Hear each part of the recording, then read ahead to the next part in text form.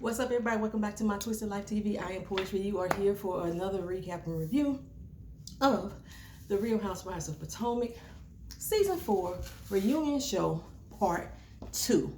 We got one more episode left. Usually, I got potato salad and chicken meatballs, y'all. I'm sorry. I'm hungry. I hate to eat on camera, but it's about to happen today.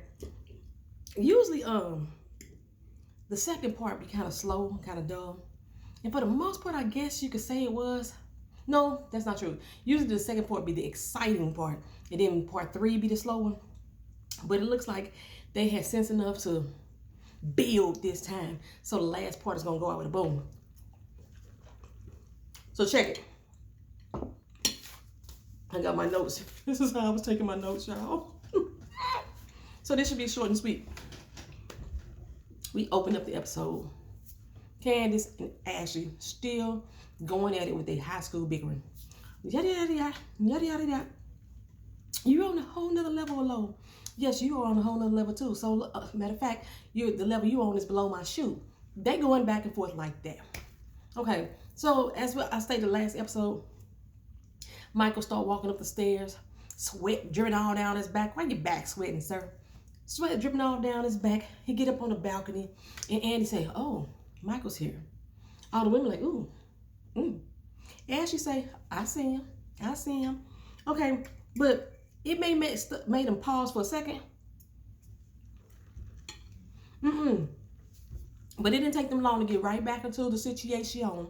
Shout out to Lynette from Random TV Reviews. I love when she say that. Okay, anyway. So, the men, they are backstage preparing to come on the set. Andy tell him, "I'm sorry you can't be a part of this conversation right now. We're going to bring the men out soon," right? So the men back there now, all in the group, they preparing to come on set. Chris and somebody's back there joking, la ha ha ha, Kiki and do me and Kiki, they chucking it up. Okay, they back there doing all that there, and Michael is in the room talking to Big Chris. I'm gonna have to call him Big Chris and Little Chris instead of Black Chris and White Chris. I like Big Chris and Little Chris. Talking to Big Chris, and Chris seems to be having a cordial conversation with him at this point. Back on the stage, we get into Monique and Candace's beef. I'm like Candace. I still don't understand how Monique and Ashley became best buddies. Okay, Monique, I hear you. You forgave her. Everybody forgives sometimes, But forgiving don't mean that you become her best motherfucking friend. You go against the person who you claim was your best friend on this show. What you saying is because of, is she right? Is she wrong? She wrong. Okay, if you felt that your friend is just being wrong, you take that to your friend.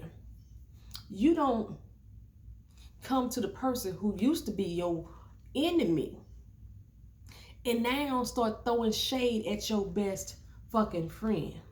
Because right is right and wrong is wrong. No, Monique, you fake as fuck. I can't stand Monique. I told y'all before, she's beautiful as fuck. I can't stand her fake ass. She seemed like she's so righteous and high sedity, but she ain't. I say, I couldn't stand too much screen time, but she played her too. She was using too much screen time for her friends, just like too much screen time said as well. But they go on into the Monique's little story about, how she was the softer kind of person because of her pregnancy. And they played a little clip about Monique saying that, she ain't got the energy to really get into any type of drama. And then they cut right to the scene where she telling Candace she gonna drag her. I don't even know how that escalated. Monique and Candace was going at it, what have you, about Ashley's situation. And Candace said something along the lines, well, go over there with your new best friend. Go on over there. And then Monique come out and saying, I have to drag your ass, right? Now, the point that Candace has been trying to make in this whole situation is that Monique, you a fucking hypocrite. Monique tried to say, you try to start beef with me and Robin by bringing up the umbrella thing. That's not what she was doing at all. what she was doing was pointing out your hypocrisy. You're sitting here saying that I'm childish and I'm hood because I set it off. Because I talk a big game. I get up in somebody's face. Got it out of this. She gets real aggressive. I'm showing you that you have been aggressive, at least on one occasion to be aware of, but we know it's been more. That you yourself, Monique, has been very aggressive, very hood. Now Monique trying to make it like it's a hood thing, like you trying to insult the hood because Candace said she wasn't hood. She never grew up in the hood. This is true. Okay, but she do got hood behavior. And you know what? What is hood? Let's break down what is hood. Is hood just being outspoken, loud in your face? Is that hood? Is that what considered to be hood? So I guess I'm hood, huh? No, I'm not really, because I'll never get loud. Oh, yes, I can be. Anyway, basically, Monique Samuels, she's trying to show you how much of a hypocrite that you are, and I agree. You're a total fucking hypocrite. But Candace said something about Monique was using her as a ladder to get up to that's Ashley. I didn't understand that either, right? One of the viewers like, what you mean by that? I didn't understand it either. But when she put it in context for me, I agreed. Monique wanted to get on Ashley's good side. However, I think Monique's intention to be on Ashley's good side was strictly to piss Giselle off. I'm going to take it another step further. That's what I think. So, since Ashley and Candace were having contention, what better way to bond with Ashley than to show you got contention with her too? I agree with Candace. Y'all let me know in the comment sections if y'all agree with that. Because like a lot of y'all just don't like Candace, period. So sometimes when people don't like people, they just don't want to see past their bias to see what the point was that was being made. So since I just broke it down and y'all seem to like me just a little bit, y'all let me know. And I got Sprite today. Did I drink my water? I did. Oh no, I'm shy about our water. I gotta drink my water. Anywho, we move on.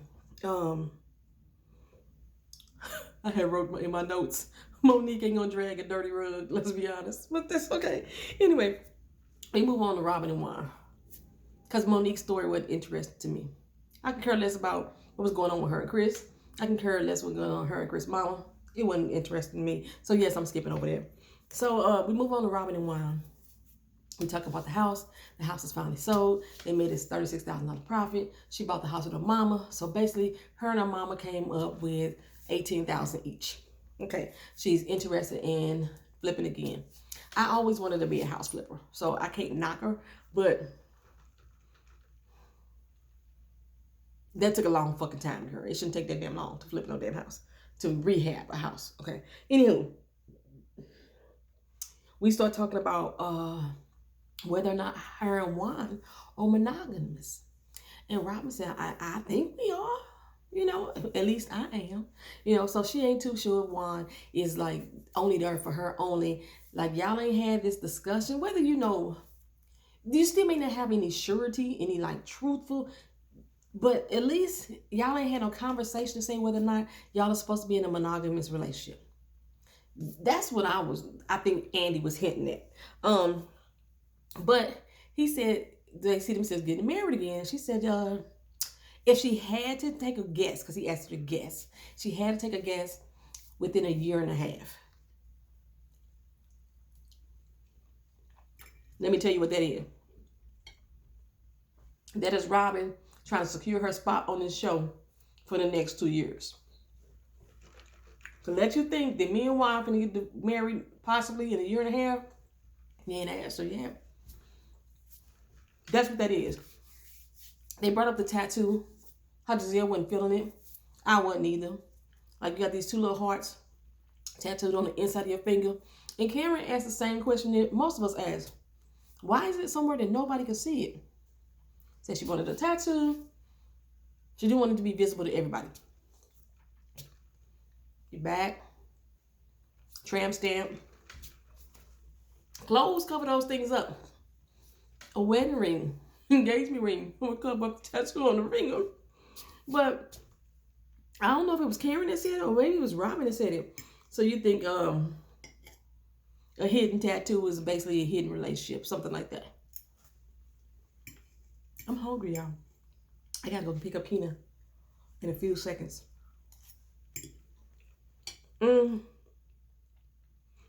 Giselle saying she hoped that they do settle down and get married. Karen again been throwing her shade. Karen like, well, we hope the same thing for you, Giselle, because you're a much nicer person when you with married. Giselle like, a man don't define me, yada yada this, yada yada that. He said, okay, fine, a man don't define you, don't define Robin either, but still, you was not a bitch when you had a man. That's Karen's been giving it to her. Karen's been giving it to her. So then we discussed Karen and Giselle's friendship. They have a love-hate relationship, pretty much. They love each other, but they can't stand to be around each other. That's pretty much what I'm gonna say for them. They going back and forth about who gives the worst digs, who goes the lowest. One of the viewers plus Giselle thinks that Karen hits the hardest. Giselle don't think she a shit starter. The other ladies do. Robin at first said she think it's pretty even.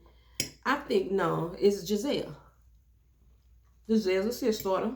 And as Karen was saying, I do, what she saying? I return serve very well. That's what she said. She returned serve very well. But I think Karen is very delusional about her being a darling in her confessionals. You know, you sit in the chair and then you become a total bitch. And she said, but I'm a darling. And Giselle say, lies you tell. Lies you tell, girl.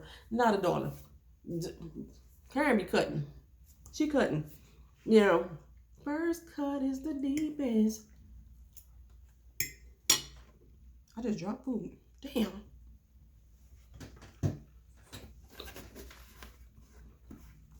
I dropped it on my tablecloth. Okay, anywho.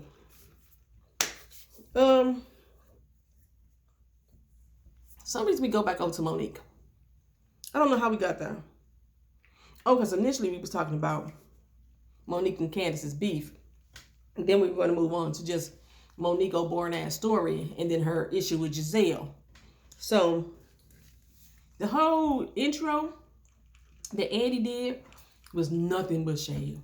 So you ain't gonna show up here with your umbrella. It was shade. You ain't gonna be drunk no more. That's pretty much her whole introduction. I think Ashley was like, wow, you know. And Monique's so stupid. She probably, maybe she didn't get it. I don't know, whatever. It was shade. I felt that.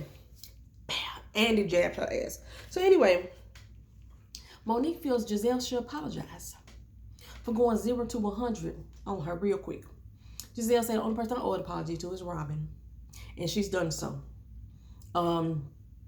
Robin told her basically, you know, you need to put yourself in some other people's shoes.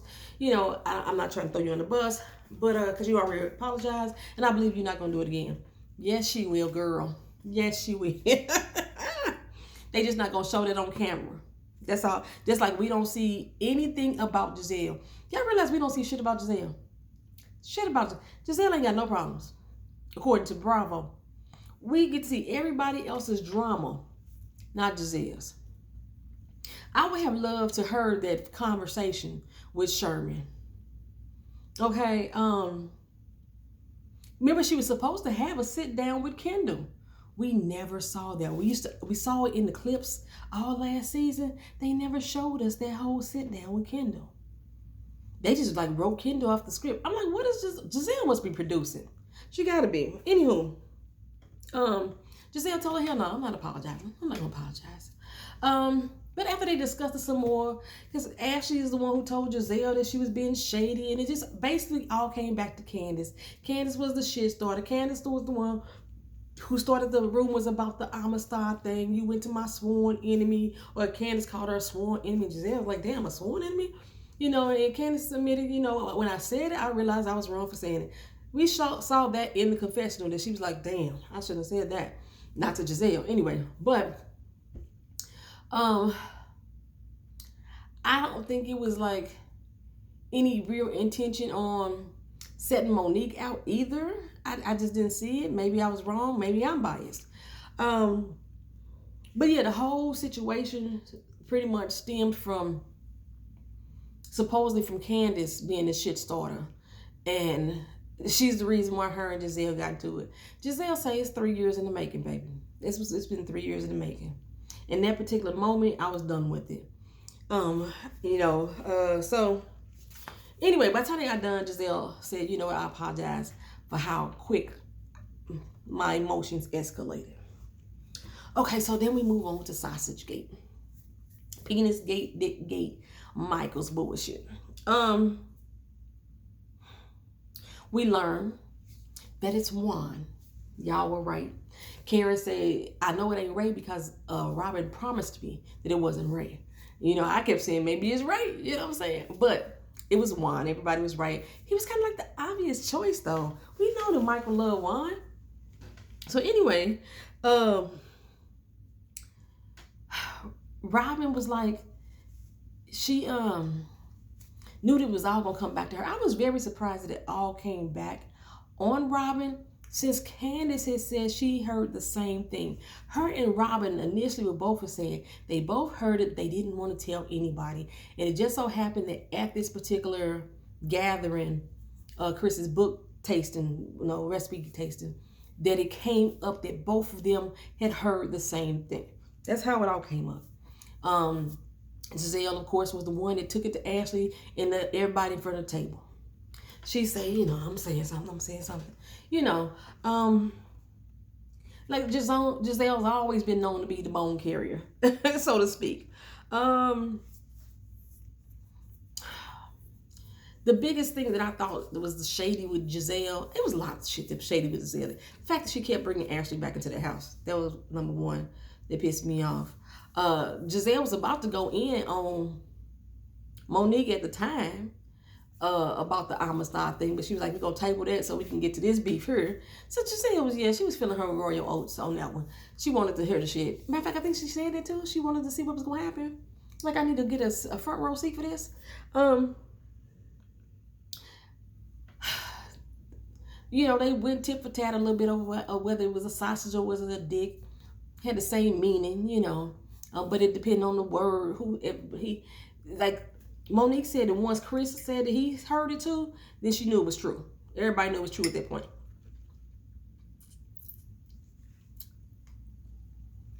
It's the last of my potatoes out. So Karen said my biggest issue was that the timing of it all.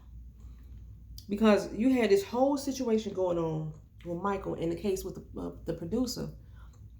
And then he's saying he want to suck some man's penis. She said the timing was too convenient. And I was concerned about you, right? So she said nobody knew about this whole producer situation but you at the moment. So it just seemed like it was too convenient. She's like, oh yeah, it was just convenient. And Candace was like, what does the producer have to gain? His name was out there in the media. Muddy's out there in the media. What did he have to gain? So Ashley say something about Michael being a big time realtor in DC.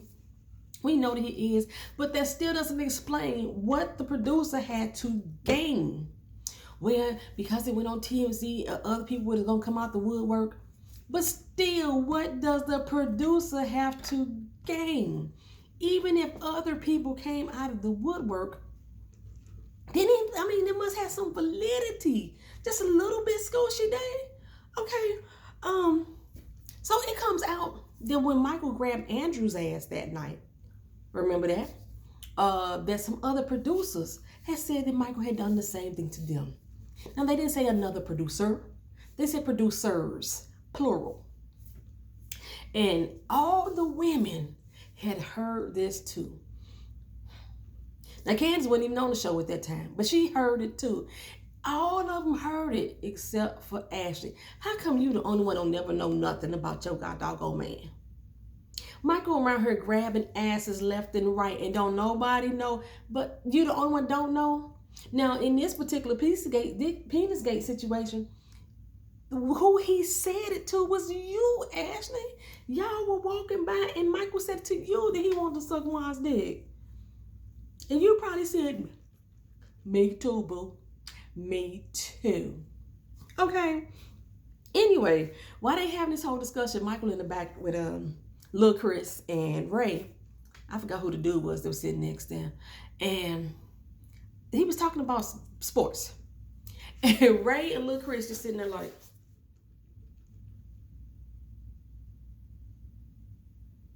crickets, baby. It wasn't even crickets. The crickets were silent. It was dead silent up in that joint. Ashley feels that Robin only brought the shit up just for revenge from last time when she was spreading Robin's business. How, Sway? How? Candace and Robin both heard the same thing. And Chris. So how is Robin bringing it up for revenge? If it happened, it happened, Shani. If it happened, it happened. So anyway, what can I say? Karen say, oh, they talked about Karen in the high five with Robin. Robin was like, well, why you high fiving gossip? Because all y'all bitches high five gossip. I did not see Karen as reveling in Michael's demise at that moment. What I saw was the fact that Robin was being the bone collector. She's like, girl, give me some. You up here carrying the bone this time. That's what I saw. Y'all let me know if y'all saw differently. Turn my notes around. Okay, so Ashley and Giselle go into the conversation about whether Giselle bleeded. And if you was my friend, you wouldn't be talking about my husband. You sitting up here saying all this, that, and the third in the chair. When you get in my face, you acting like, oh, girl, my hey, girl. Girl, all through this damn season, Giselle has been Giselle. She has came to you. She has told you how she felt about it, how she thought about it. She has not, I don't know what else she probably said behind your back, but she's told you to your face. We've seen that. So how you gonna sit here and say that Giselle ain't told you to your face? Giselle was like, yeah, when you asked me, I was like, yeah, I believe it. I believe it, honey. Karen said, is it very possible that just something about your husband you don't know? Lies. That girl know. That girl know. Like I say, Karen stands in her truth about the cameraman. She said she met the young man. She don't see why he would have any reason to lie. Everybody else feel the same way. So they're gonna put a pin in it. And we're gonna come back with it next week. And the men gonna be on the stage. I'm ready for it, y'all. I'm ready for it. That's it. I done ate all my damn food. Y'all don't need to see all that. See y'all meatball in my cheek. I'm about to run out here and get my daughter. And then I'll come back here and do something else. I still gotta do Greenleaf and This Is Us. All right, y'all. Talk to y'all later. Peace.